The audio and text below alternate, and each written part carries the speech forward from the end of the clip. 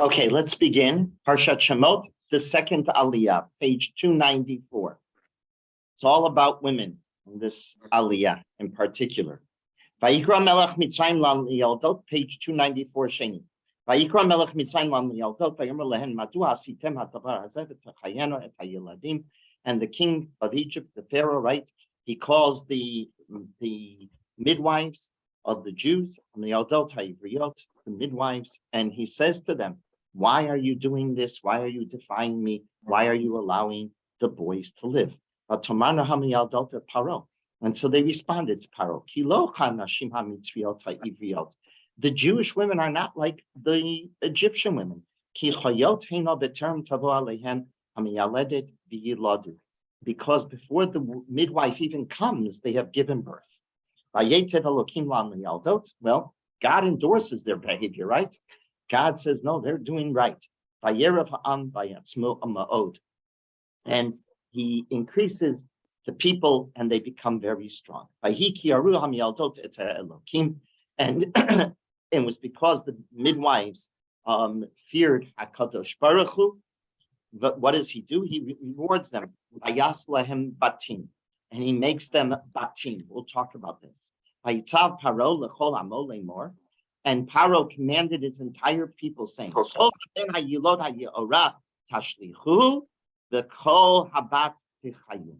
and every son that will be born into the river he shall be thrown.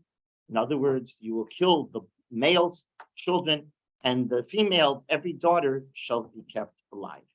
Vayelech next continues in Perek Beit, page 296. Vayelech ish beit Levi vayikach et bat Levi.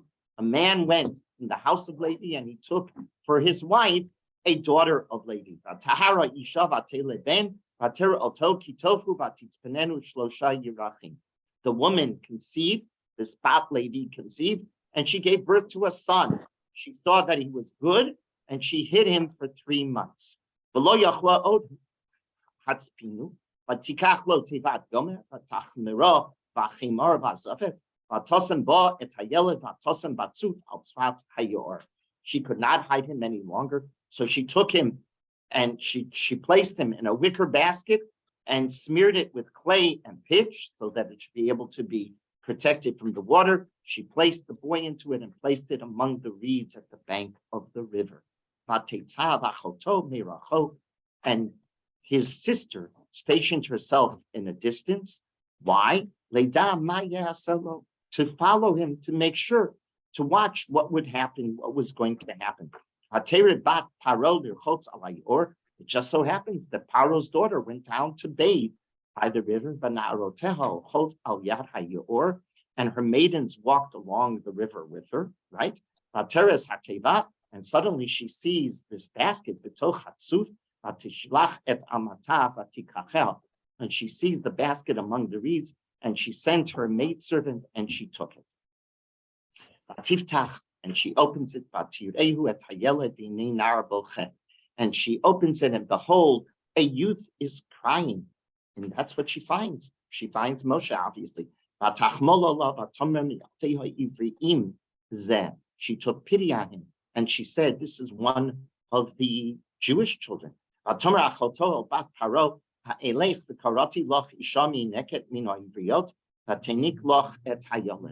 his sister, remember, she's standing right there watching it all. She said to Paro's daughter, shall I go and summon for you a wet nurse from the Hebrew women and who will nurse the boy for you? Should I go and get a woman to nurse this baby from the Jews? And she said, you know what? Paro, the daughter of Paro, responded, yeah, go ahead. Sounds like a good idea to me. And the girl went and summoned the boy's mother. And so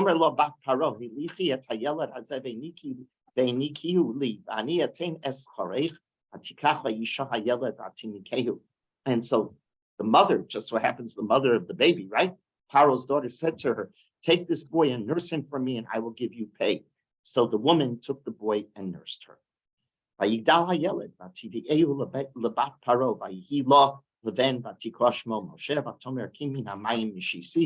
boy grew up and she brought him to the daughter of Paro, and he was a son to her. She called him by the name Moshe, for the Torah explains why Moshe, Kimin Hamayim Mishisiu, for I drew him from the water.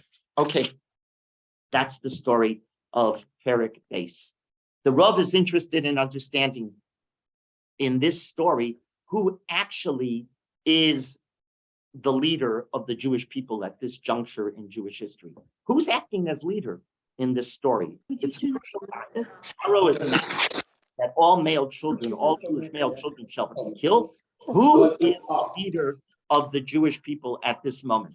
The Torah openly credits women, as we've just read, for serving as the leaders and becoming the agents of our salvation. The Rav probes the psukim in this aliyah to appreciate what makes the women defy Paro's decree and how Moshe is saved because of their defiance to become, of course, the savior of Klal Yisrael. What makes them defy? That's what the Rav wants to know. What are the psukim allowing us to understand what is happening here? So let's take a look. Perek Aleph, Pasuk Chof Aleph is where the Rav begins. Of course, we were told in the first few psukim that they defy the decree of Paro, but God endorses it, and then God gives them a reward. Pasuk Chof Aleph, and they feared God. They defied Paro because they feared God. How could they kill any child? And God, what does he say here? And God made them houses. What's batim? Hayas lahem batim. What is this? The Jewish midwives defy Paro's decree, and in response, they get a reward called batim. The Rav wonders, what can this possibly mean? What do you mean? They got real estate? They got a portfolio of buildings? What kind of buildings? Is that what we're talking about? Obviously not. There's something more to it. How is this the appropriate reward? The Rav wants to understand for these women literally risking their life to defy the decree of Paro at the time. So the Rav explains, the word batim means leadership. That's exactly what batim, the Baal Habayit, if you will, right? The Baal Habas, we say in Yiddish. What's the Baal Habayit? What's the Baal Habayit? He's the leader of the house. Here, the house means Klal Yisrael. It means the nation, right? Who is the leader? We will see this numerous times in this story repeat itself. The word bayit is used in the Torah as an allusion to leadership, to the one who assumes responsibility and rises to the rank of leader. God turned the leadership of the Jews at this moment in history, at this exceptional moment in history, to, I should say, exceptional women, right? These exceptional midwives. I suggest that you take a look at Nechama Leibovitz's article in her book on Chumash Shemot, a magnificent article, Hameyaldot HaIvriyot. Were they Jewish or were they Egyptian? It's an interesting, we're not told. Hameyaldot HaIvriyot. The midwives of the Jews. Well, the midwives of the Jews, are we describing them as Jews? Or are we describing, no, they were midwives. They may very well have been Egyptian. And she debates, in her beautiful way, she shows all the different Mefarshim. Which one is greater, she wonders. Is it if they were Egyptian women that defied Paro, or if they were Jewish women that defied Paro? Okay, but they defied Paro, right? It doesn't matter. That's not our concern right now. But I'm just saying, take a look there. So God turns leadership over to these Hamiyaldot HaIvriyot who defied Paro. Rashi quotes Chazal, who identifies, Rashi is of the opinion based on a Gemara in Sota. Who are these midwives? Rashi endorses that they're Jewish. We know them very well. It's the mother and the sister, Yocheved and Miriam. The Medrash tells us that Amram at this time, the Medrash in the Gemara in Sota Yud Beis, which is the Gemara for all of this, where the Medrash comes from, is identified as not a simple person. Amram is considered the Gadol Hador. He's considered, he was the, if you will, he was the leader of the people up until this moment.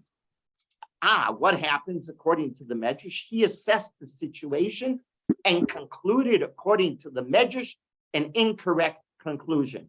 He decides to divorce his wife Yocheved. That's his conclusion. Why the Gemara says he comes to the conclusion, if we're going to have to kill our children, right? It's not worth having children. He was overwhelmed by despair with this new decree. Our generation, in particular us, who are the immediate generation after the Holocaust, we can appreciate what this must have been like. He was overwhelmed by despair, right? Another Nuremberg ruling, another Nazi edict against the Jews. And it just became despairing to the Gadol Hador, to the Jewish leader, Amram. He argued that since the children would be killed at birth, there was no reason to have children. Very, very, very understandable to us in our generation. The Medrash, as quoted in the Gemara, claims that Miriam, his daughter, had a clearer vision than he did. So the Medrash says, and it's a Gemara in so. She was the one who, according to the Gemara, tells him, your prescription is worse than Paro's. Paro decrees that only male infants must die. You've decreed that both male and female. It was Miriam, Chazal say, and not her father, that prophesied that Moshe would become the redeemer of Israel. Sure. Amram didn't see it. Amram missed all the clues. A woman, a daughter, Miriam, according to Chazal, saw it clearer. The male leadership in this story failed. At this critical moment in history, women rose to the occasion when men failed. It is not an unusual story in history. Quite often, the woman becomes the leader, and the woman is the one who is able to see clearly.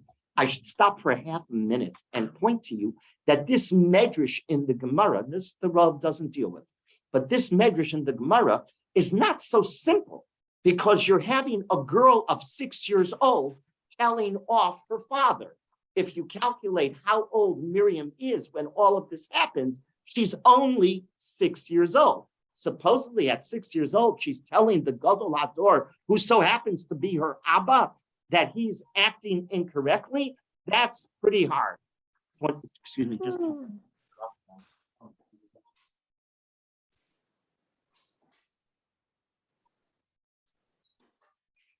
I got to silence my phone. You know, at chuppahs, they announce it. I forgot, so we should announce it before, and then I should be the first one to do it. Okay, it's interesting to note that, and I wouldn't be surprised if the regular Rashi, Art Scroll Rashi, let me just see here, if we have it in our edition. In our edition, do we have it? It's put in, 1 second. Is it Chof Aleph? No, it's before Chof Aleph. It's, 1 second. Oh, yeah. Yeah, I'm not going to waste our time here right now. But in the regular Rashi of the Rashi edition, you know, Art Scroll has printed Rashi by itself. In the Art Scroll edition, they include this medrash as part of Rashi. They include it, it's in the brackets, but they include it as part of Rashi. It's fascinating. Last night when I was looking at the Svarim blog, the Svarim blog is a fascinating blog of academia, of academic fascinating articles. And the Svarim blog has an article, I forgot who wrote it, but he demonstrates that all of the earlier manuscripts of Rashi and all of the earliest printed editions of Rashi, none of them contain this medrash. This seems to have been included very recently, if you will, the past few hundred years. Rashi did not include this medrash. Rashi does not include it, but we do know the source of the Medrash. The Medrash, it's not that somebody made up this Medrash. This Medrash is in the Gemara in Sota. Anyhow, you should know that the Rashi did not include it. It was added. Why ArtScroll decided to follow that edition that suggests that it was part of Rashi, I'm not sure. Anyhow, according to the Medrash, Amram took heed of his daughter's criticism. That's what the Medrash says. But when Moshe was born, he had to be placed in the Nile, correct? And the Gemara in Sota 12b recounts something fascinating that the Rav quotes. He says, Amram enraged against his daughter, according to the Medrash. And then again, remember the story. The daughter, he divorces his wife, Yocheved. The daughter, Miriam, realizes that they're getting divorced and says, Dad, you're even taking a stricter position than Paro. You're not going to even allow girls to live, right? She criticizes her father. Well, when Moshe, and he listens according to the Medrash, and he remarries Yocheved, and from that marriage they have Moshe. Well, Moshe now has to be put into the basket. According to the Medrash, he gets angry at Yocheved, and he says, my daughter, what happened with your prophecy? Why did you give me such advice? In other words, this boy is going to be killed. You told me have children, but look, what is it? So Rav Soloveitchik understands this Medrash as follows. What this depicts is how the man in the story, the Rav notes, was totally overcome by depression, wasn't able to see beyond the moment. He only saw the here and the now. When you study this Medrash, Rav Soloveitchik says, what is Chazal telling us? Chazal is saying the man in the story is only focused on the here and now. When you're only focused on the here and now, you're going to make mistakes. And he becomes overwhelmed by depression. He does not see what in the story, based on the Medrash, what his little daughter can see. She has the wide angle vision, a picture of the future. He has a very narrowed blinders vision with blinders. Miriam has a wide angle vision. There's much more here than you see, Dad. You're missing the point. Miriam possesses a view of hope, right? And history was going to endorse her approach against her father's approach. If it would have been left to the men, we would have been leaderless. Mm-hmm. And that is the problem with what's happening here. Women rise to the occasion. I think that the Medrash is so important is because what Chazal is trying to demonstrate is, yes, the man became depressed, the woman, and I'll give you an example. It was a little girl that had to correct the whole problem. Okay, how does the Torah, one second, how does the Torah side? Where does the Torah side on this whole story? We know that the Torah sides with Miriam. How do we know it? That Miriam becomes the leader, because who gets the last word in the story of the triumph of this story? Who gets the last word? So the Rav points out, right after we cross Yam Suf, right after we sung Oz Yoshir, what does the Torah go out of its way to tell us? That Miriam led the women singing Oz Yoshir. Who gets the last word in the story of triumph? A woman. Who gets the last word in the Torah is crucial. In literature, it's crucial. In life, it's crucial. Who is the last person to sing, if you will? Right? Who's the last person to sing? It's the woman. The fact that Torah went out of the way to tell us that Miriam sung with the women wasn't a footnote to history. Rather, it's an endorsement of Miriam's leadership. We know this in life, that who gets the last one, if you will, to sing is the one who is the most important. The Rav makes a bold comment in assessing this entire story of the woman becoming the leader. The Rav writes the following, and I quote him: when Bnei Yisrael left Egypt, their leadership was Moshe. When we left Egypt, their leadership was a man, was Moshe.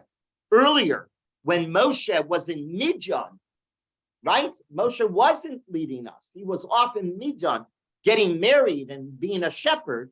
Their leader was a woman named Miriam, his sister. She earned this position because she was ready to sacrifice her life for the survival of Bnei Israel. When we were in Egypt, going through the servitude, who was our leader? It was a woman. Her name was Miriam. When we're ready to leave, it's Moshe. But Moshe wasn't the whole leader of the entire story.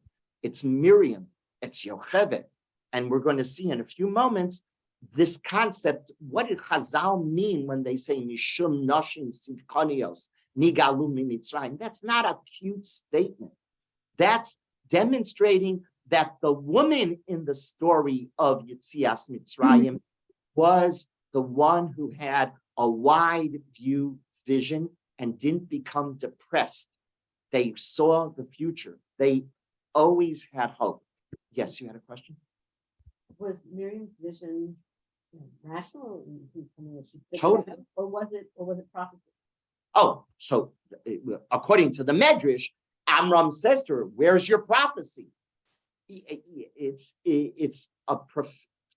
a prophecy that comes. You can say, was it nevuah? Wasn't it a nevuah? It seems that Chazal is saying it's a nevuah, but we often say, "Oh, your vision was prophetic." Right? Right. Doesn't mean that you had Ruach HaKodesh per se. Your vision, she had this. Remember, Amram, supposedly Chazal say Amram was the Gadol Hador. So Amram was a person who usually saw things correctly, but not always did our male figures in history see it right. That's what Chazal is telling us. Because if it was prophecy, then it's a gift from Hashem, and she Right. got it, and he didn't. If it's a matter of looking at the situation and I analyzing think it, that's how and seeing, and we're not seeing- told. There is no story in the Torah that says she had prophecy.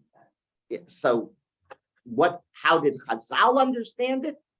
Chazal understood that she was endowed with this talent of vision that the man didn't have. Just so happens the man was her father. Yes. So it's a very clear two words here. Yeah. When she had the boy, she said, "Vatereo tov ki tov." Yes. We're So going to talk she- about it. so she We'll talk about it. tov. We're going to talk about that. Okay, now let's continue on. So we're setting up the whole story as a story of the role of the woman becoming the leader. That's what's happening in this aliyah. The woman becomes the leader. The man fails at this moment. Continues on. Perik Beis Pasuk Aleph. So, okay, the woman, Hamiyaldot Ivriyot, Rashi endorses and Chazal endorses, it seems, at least here, not all in the portion, but Rashi endorses the way the Gemara Sota understands it, that Hamiyaldot Ivriyot, we know who they are. They are Miriam and Yocheved and Miriam. Okay, now what happens? Well, the story seems to stop for a half a second. Well, not really. Vayelech ish mi beis Levi vayikach es bas Levi. A man from the house of Levi takes a woman from the house of Levi. So immediately the question that it demands our attention, and the one that the Rav focuses on clearly, is why the anonymity? Why don't you just tell us Amram and Yocheved? The Torah is going to tell us later it's Amram and Yocheved. The Torah is going to identify the parents of Moshe later in the Chumash, and we know he has a sister Miriam, and we know he has a brother Aaron, and we know the parents. Why don't you say it here?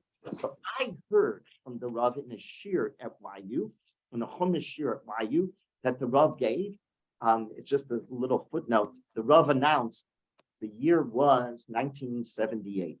The Rav announced after the Gemara shir. By the way, tonight I plan on starting a Chumash shir on Tuesday nights. This was before cell phones. This was before, communication like we have. By the time the Rav walked into the room Tuesday night, the place had 500 people present. Rabbanim from all over the city. The Rav is giving a Chumash shir. It was like a gift. It was a gift.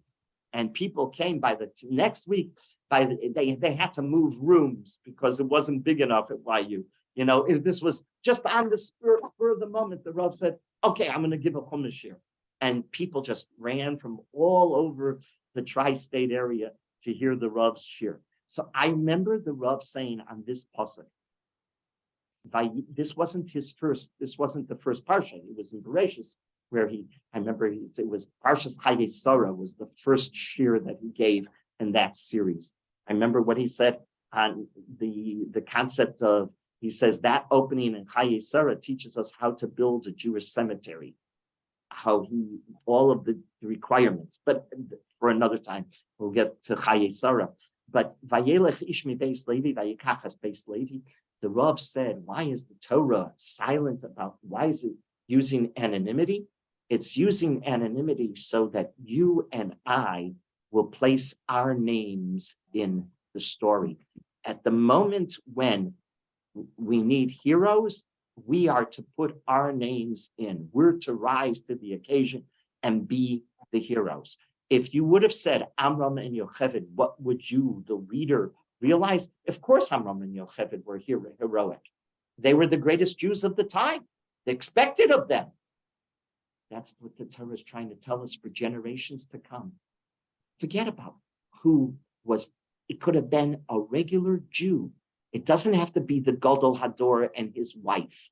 It doesn't have to be the rabbi and the rebbitzin of, right? The greatest rabbi, the greatest rabbi. No, it's you and me. Put your names in. The greatest Jews of the time are the ones who are willing to be heroic. This is what the Torah wants to teach us. 2 seconds, so I got to get through, and we'll take it 2 seconds, okay? So the Rav explained the expression Beis Levi refers to those who took the responsibility by rising to the occasion of being leaders. Levi, now let's go, that's point one. Point two, he's saying Levi, Beis Levi, by the way, what are the Soloveitchiks called? Beis Levi. The Levium, right? Yosef Dov HaLevi. He was, and his great grandfather, whom he's named for, his Chiddush was called Beis HaLevi, the Beis HaLevi. This is where it's coming from this. What's Beis Levi refer to? Those who took responsibility at this occasion to be leaders. Levi was the tribe that produced those who fought the historical struggle for Jewish identity and continuity in Egypt. We know this. When do they really rise to the occasion? By the story of the Egel Hazav. They're the ones who joined Moshe, right? Fighting the whole, this whole terrible rise of the Egel Hazav. We see the use again, base, batim, right? Bias, as an allusion to those who assume leadership. And in Tanakh, the Rav points this out. We say in Tehillim, Beis Aharon bitchu b'Hashem. Trust in the Lord, the house of Aharon. What does that mean? The intent is to single out a national unit which assumes responsibility for the leadership of the people. If this is so, then our pasuk is referring to those who were active opponents to Paro. Who were they? Who challenged his decree? Who were they? Beis Levi. Without these historic Jews, Beis Levi, we wouldn't have been able to overcome the rule of Paro. We would never have seen Exodus. You need people who are willing to rise and be those who stand up to the dictators, right? Throughout history, to stand up to the dictators. Those are the ones who base, and makes sense that bias should be the expression, because bias represents the future, right? The home, the family. So that's why Beis Levi is being referred to. It's Vayelech Ish mi Beis Levi. Whoever this anonymous person was, he's coming from the national unit, Levium, who were willing to defy Paro. Let's continue on. I forgot to turn on the video. Okay. The picture wasn't picture. Okay, continue on. Pasuk Gimel. So they reunite and they have a child, right? And they hide him for 3 months. The Rav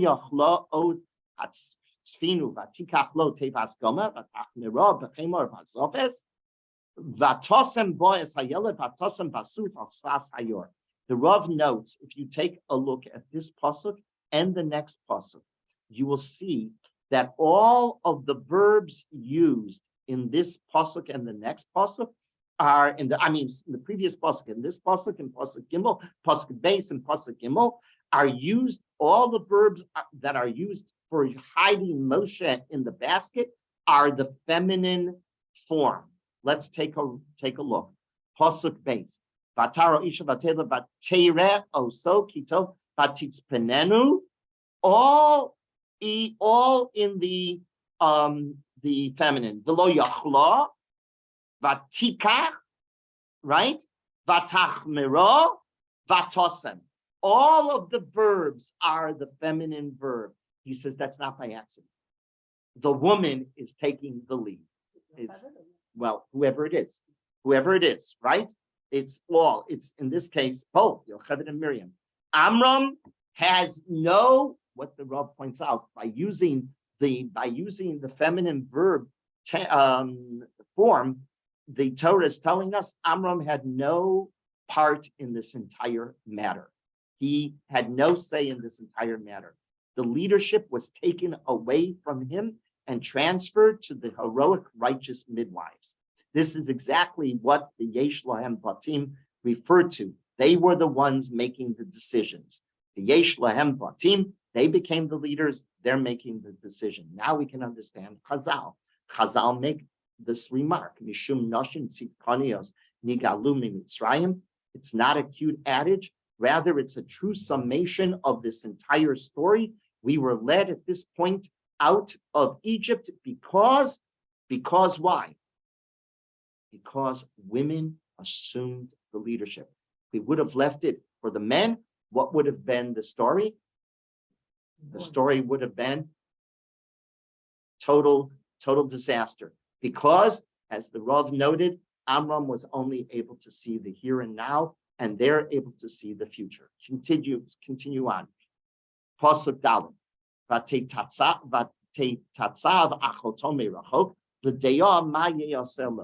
His sister stood from afar to know what would be done to him. This pasuk begs us to ask, what motivated Miriam to act in such a selfless and honestly a dangerous fashion, right, on behalf of her brother Moshe? What was it? Why? It was just a love for her little brother? I'm positive, obviously, that plays a role. But the Rav notes, Amram and Yocheved had given up hope on the fate of this child. When they placed him in the basket, they thought that was it. That was over. They were overwhelmed by depression when they had to place their son in the basket. They couldn't envision a good outcome of this story at all. They saw, okay, he's not going to survive. How long is a baby going to survive in a basket? How long? We should realize that this story, we should realize, us, this generation, the ones sitting around and learning this Chumash today, has repeated itself numerous times through Jewish history. How many parents during the Holocaust, just the Holocaust, handed over their children to non-Jews? Here, I'm going to get my child out of the ghetto secretly at night. I'm going to hand him over to a maid, to your mother's story. Okay, there you go. Catholic convents, stories like this, right? Here, protect them to make sure that they won't meet certain death. This is a narrative the previous generation, right before us, can testify over and over. And sometimes, even in the stories, you will hear, every once in a while, a precocious little child, right, became the agent of a salvation story. You hear this. It's been documented. Such stories do exist. So it sounds like, wild and crazy. Miriam's all of 6 years old when she's watching her brother. She's the one who's taking the lead. You know what? Yeah, it's possible because we can testify that these kind of stories did occur in the Holocaust. Miriam, however, intuitively felt and realized that something dramatic was occurring here. She realized, that's what the Rav is pointing out, she felt that she wasn't simply watching her brother float in a basket as a little baby boy. She realized that she was observing Jewish historical destiny unfolding before her eyes. She had a sense that it was something more than just a little baby brother in that basket. She realized that now she would see the promises of Avram Avinu be fulfilled right in front of her eyes. She stood back with faith that a good outcome would materialize right in front of her. Oh, that's what's happening. Miriam in her young age, and that's what Chazal is doing it. Look, the adult, mature person couldn't see it, but sometimes that's what happens. The adult can't see what the child is willing to see. The child sometimes has a greater imagination than the adult, right? And that's also part of the story. A woman and child, right? Adult versus the child's view, a woman versus the man's view, both playing very important roles in this story. Oh, now I get it. Miriam represents both the female and the child in this story, that she's willing to see and she's willing to have hope where the adult father is not willing to see it. He doesn't have it. He writes it off. There's no way my son is going to survive. And she stands there and watches. Continue on. The pasuk continues on in pasuk Dalet. Okay. Then what happens? Continue on. By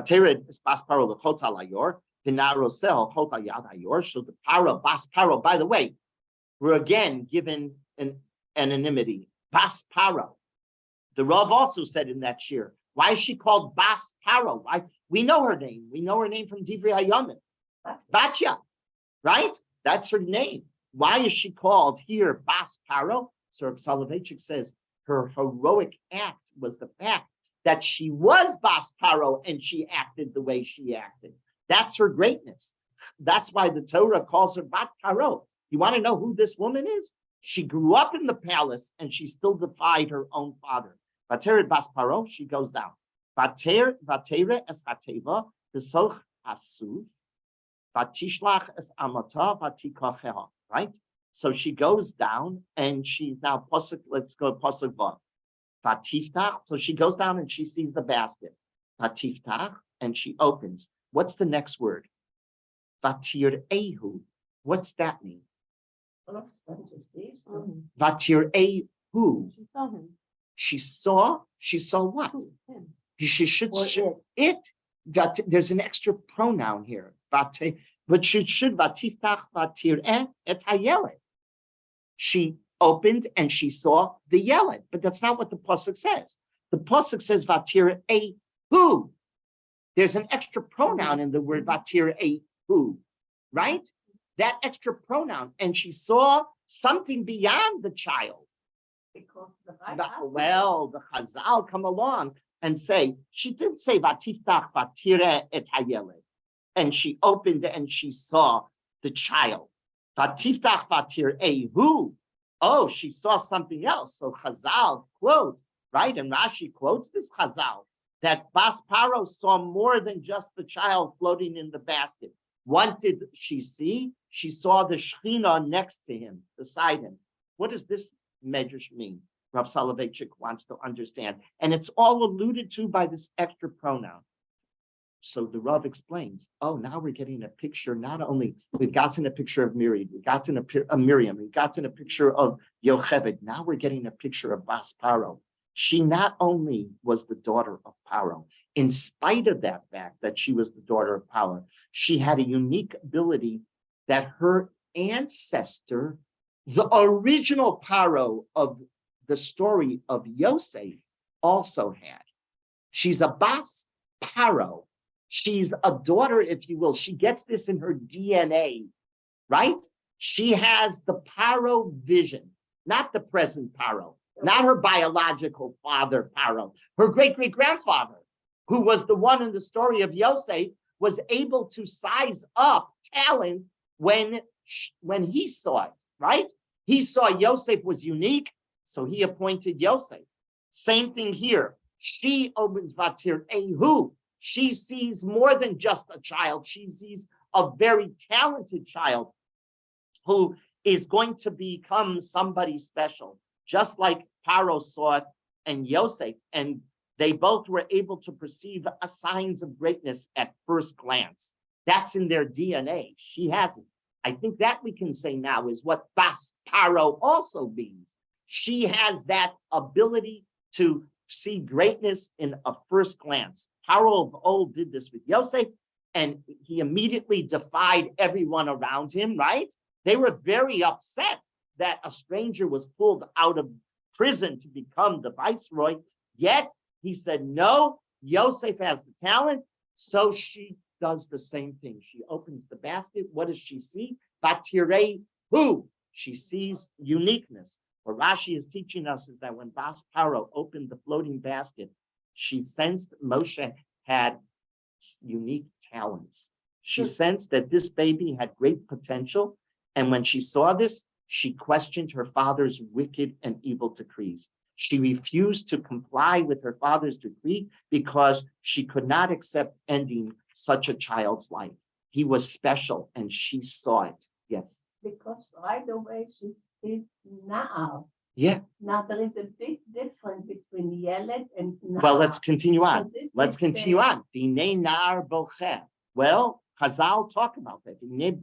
But even before she gets to nar, batir ehu, right? She sees, and Rashi quotes this, Chazal. She sees the Shekhinah. She sees a talent. This is not a regular baby. And who saw that? Her ancestor. Does she see, does the who refer to the vision of her grandfather? Or does it refer No. to the greatness Of Moshe, the greatness of Moshe, greatness of Moshe. The Bas Paro, I'm saying, why is she called Bas Paro? For two reasons.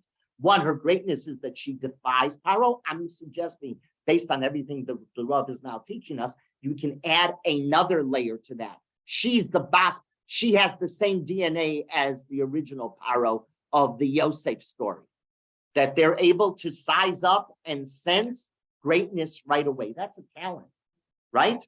You're in this field of getting people jobs. It's a talent to be able to say that the person that I'm interviewing, oh, this is the person I need for the job. That's a very special. Are we able to sense that right away?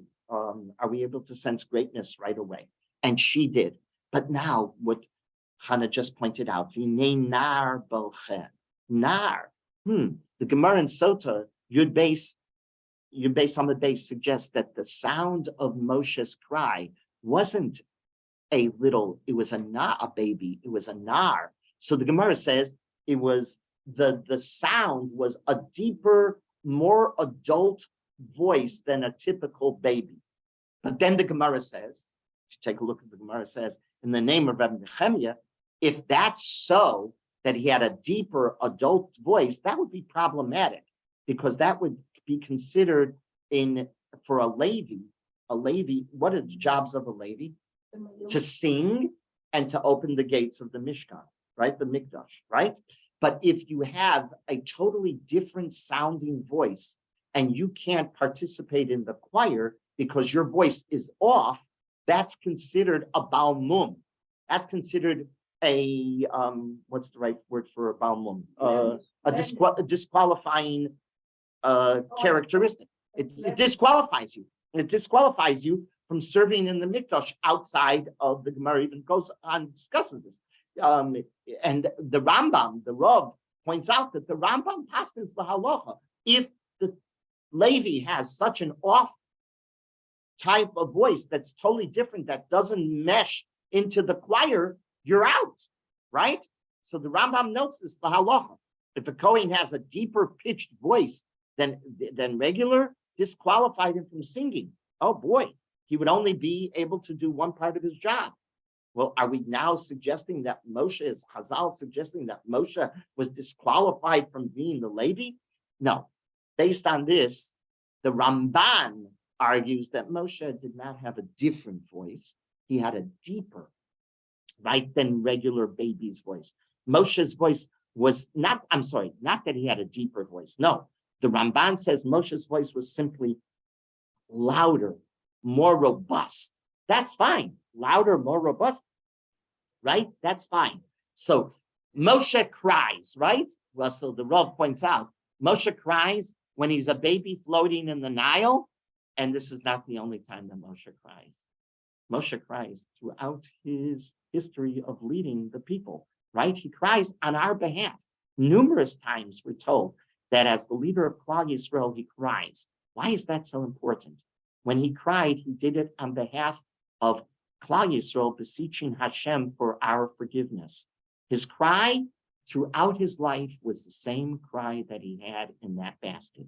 He cried like a child, beseeching a father. An adult cannot pour his soul, the Rav notes, with such an absence of inhibition. A child has an absence of inhibition. They just cry because that's the way they communicate.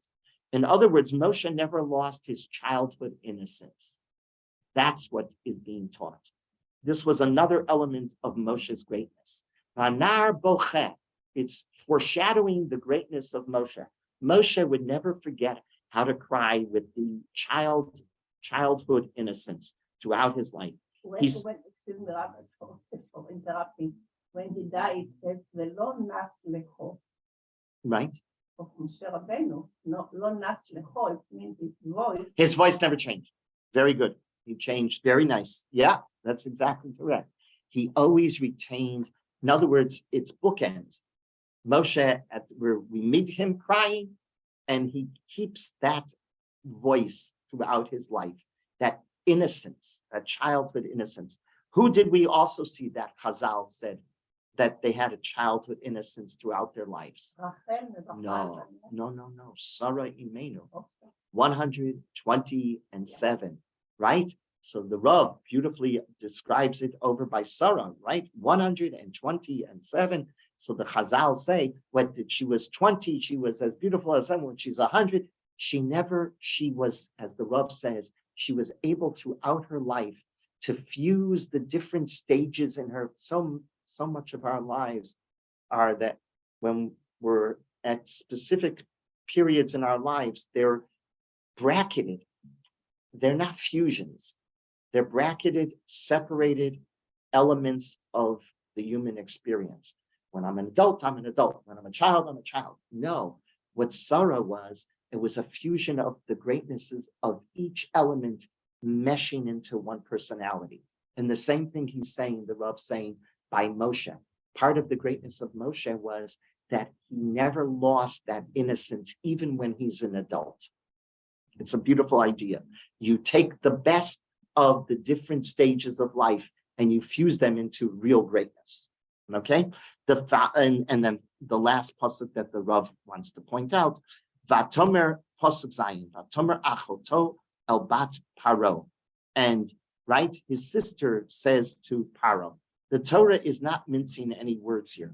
It's clearly describing how a woman shaped the destiny of mankind, and in particular, the covenantal community. Without Miriam taking the initiative in saving Moshe, we would not have had a Moshe. Who is responsible for Moshe? His sister, right? Who's responsible? But not only did she literally save his life, but she also shaped the type of person he was to become. Because of her action, right, a Hebrew wet nurse was employed for the infant. She took the initiative. She goes, that's a great leader. A great leader takes initiative. She goes and she says to Bas Paro, should I get a wet nurse of the Jewish, right, of the Jewish faith? She prevented Moshe from disappearing into anonymity, right, and ignorance. This planted the seeds that indeed imbued Moshe to become the great leader who had the passion for protecting his oppressed brethren. She's the one responsible for it. And so the Torah is not mincing words. That's what the Rav is pointing out. Vatomer achoto el bat paro. Those 4 or 5 words are very important. And she takes an initiative and she speaks up. And who's she speaking up to? Who's she speaking up to? The enemy. The ultimate enemy. She's Bat Paro. How is she supposed to know that Bat Paro won't kill this child upon seeing? How does she know? Because she has this sense of vision, of hope. She sees just like Bas Paro sees. She sees, now you can understand the Rav saying. Why? The Rav asked the very simple question, why did she put her life at risk to such a point? Why is she depicted as the one willing to go off and do all of this? Because she sees that it's not just her little brother, which is valid all in its own right. And right, we have stories throughout history of people saving relatives and putting their own lives at risk, 100%. But the Rav is noting something else is happening here. She sees way beyond just a little baby in a basket. What does Miriam see? That the history of our people is about to unfold, that the Bris Ben Hapsarim promised, the prophetic vision is going to unfold in front of her. She realizes that her brother is very special. Bas Paro realizes that her brother is very special. And they see it immediately. They sense it immediately. That was the greatness of Moshe. Moshe is the greatest human being ever to live. So, and they were able to detect it right away, but it was in their ability to do it. And they rose to the occasion. Bas Paro defies her father, and Miriam defies her father, and Miriam even defies her own Bas Paro because she's risking. Should I speak up? I mean, you can imagine. By the way, now it makes a lot of sense. It just dawned on me that yes, Miriam is a young lad. She is a child because children don't have inhibitions. Children are willing to risk, are willing to take risks that adults wouldn't take. And that's part of the story too. There's a childhood risk element in this story, isn't there? They don't make those calculations. If you make calculations like that, you're going to get into big trouble. You can't really make a calculation. You might figure, look, Moshe can't survive if I do nothing. So I might as well try. Oh, that, yes, but what kind? I mean, she put her own life in danger. She put her own life in danger. And these stories repeat itself over and over again in the numerous stories of survivors will tell you. And we have them documented in memoirs. You just have to read it and then realize that this story is very similar. It keeps on repeating itself, right? Okay, we'll pick up. Let me just, yes, please. Something interesting in this, at least the beginning of the parsha. Almost every few words there is the verb, like it's one continuation. Vav, yeah, all the time. Yeah, it's not. It doesn't stop. It's a tremendous movement. Right. It's an exciting story. It's an exciting story. So my question is, I'm prepared to give a shir next week. Yes, I may not be able to come. Okay. So I'm gonna. So okay, just for me, I don't. No. Rochelle Needle, I think, is coming back from Israel, and I think that Vita went to Las Vegas probably for the bus mitzvah. She'll probably be back. Okay. I mean, I know that the following week is winter vacation, so we'll take a poll. Next week, I'm going to give. Next week, it's still everybody. Yeah. Parshas Va'era we'll give. Okay, very good. Okay, so we got the first parsha of Shemot under our belt. Okay, you got it. Okay, everybody should have a wonderful day. Thank you, Rabbi. You're welcome.